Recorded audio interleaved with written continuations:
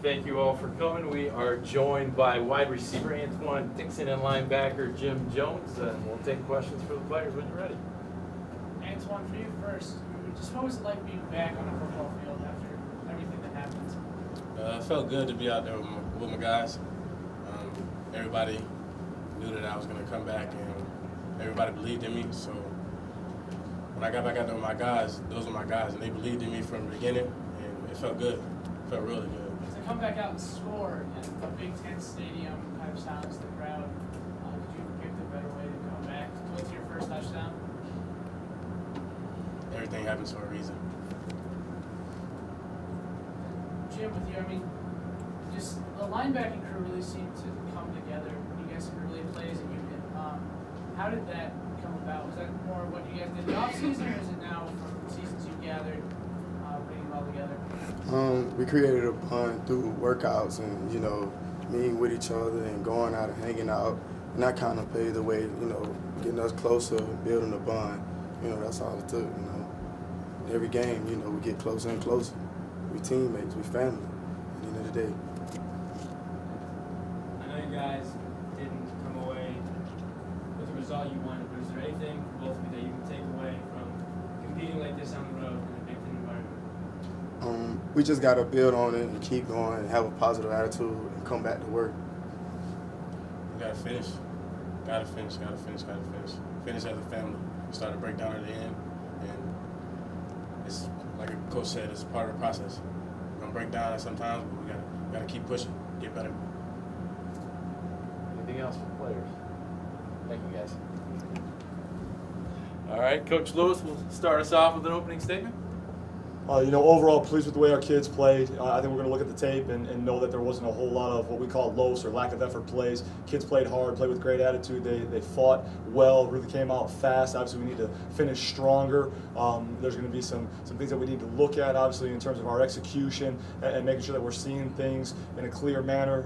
Need to tackle better. We need to put our kids in practice and a better job so that they can be prepared and train them the right way for that. But really pleased with the way that they prepared. No moral victories here. We got on this trip to win this game, and unfortunately we let them off the hook and really feel like we beat ourselves down the stretch, but it's something we can build upon. For year one, game one, it's something that we can surely build upon, and I'm proud of our family. With the tempo, you guys really had it going. What did you do to get, there were like 3 plays where Illinois was not set, you guys were running plays. What was it like for you to see that offense work against the Big Ten defense that was scrambling? I'm used to it. Seen it work for the past 6 years. This will be year 7. It's no surprise. It's what we expect. And when we're operating and we're clicking and we're in control of our own destiny. So it doesn't matter if it's a Big Ten team, an SEC team, a MAC team, an ACC team. The offense is proven, and the kids, when they're on and they're executing in the right manner, really, really pleased with their execution and the way that they went about their work. With you being a former player and this being your first game as a head coach, was there the same type of anxiousness that you used to have as a player before a game, now being a coach? There's always a little energy on game day. It's a special day, but we really approach practice on a daily basis. We tell our kids to treat practice like a game, because we do, and that practice repetition is game reality. So we come out with the same energy, enthusiasm, and mindset every single day in practice that it's a game, so that when you show up, the only difference is when you walk in between the white lines is there happens to be people in the stands and there's cameras in your face and they get a chance to see you play and prepare. But for me, I didn't make a single play, and I told the guys, it's the Saturdays are about the guys. Sunday through Friday is for the coaches and preparing them, and we need to do a better job preparing our kids so we can execute better on Saturdays. But there's always a little bit of good energy on game day for sure.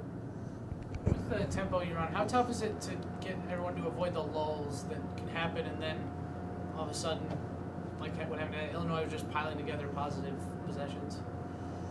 It's what we do. It's who we are. So the lulls don't bother us at all, and it gives us an opportunity to where, especially offensively, to talk and make corrections on the sidelines, and our defense embraces what we do offensively, and it gives them an opportunity to get on the field and make plays. I know looking at it, they played 73 snaps today, which is, regardless of our style of offense or not, that's a typical ball game, so. With Antwan, what was it like for you as a coach to be able to see him after the the journey he went through to be able to get that score? It's great to have a kid get back on the field who loves the game and to brings, I've talked about a lot of time, his passion and energy that he brings on a daily basis around the facilities, on the field, to have him have that moment and to have him just do his regular job. He did his job on that play and did a great job and made the play that came to him. And we do that consistently, play in and play out. We're going to have a lot of kids having success in that way.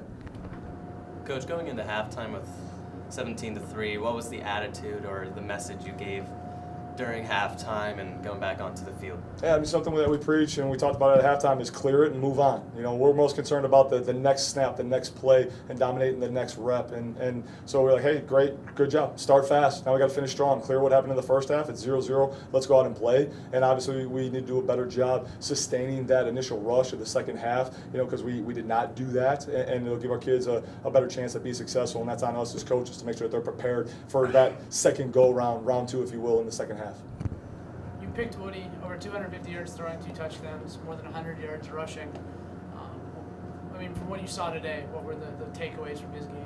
It was good to see him settle in, and once he kind of settled in and got used to the speed of the game, for him obviously being his first FBS start, and once he kind of settled in, I was really pleased with his composure and his poise and the way that we were able to talk and communicate in between drives. There's obviously things that we need to clean up. He needs to be much more efficient in the pass game. That means I need to be much more efficient in coaching him throughout the course of the week so he knows where his answers are, and we'll get that corrected. But again, for year one, game one of doing what we're doing and playing at that speed and learning how to drive the car fast, and we want him to drive it fast, and there's spots where he can go even faster and really make the tires sing, but was pleased with his overall effort. You had some pretty aggressive play calls throughout the game. You went for it on 4th down a lot. Obviously, there's injury at punter. Is that something that we should expect throughout the season with the going for it on 4th down? Yes. We're going to call it to win the game. No risk it, no biscuit. Yes. Woody had 18 rushes, not all designed.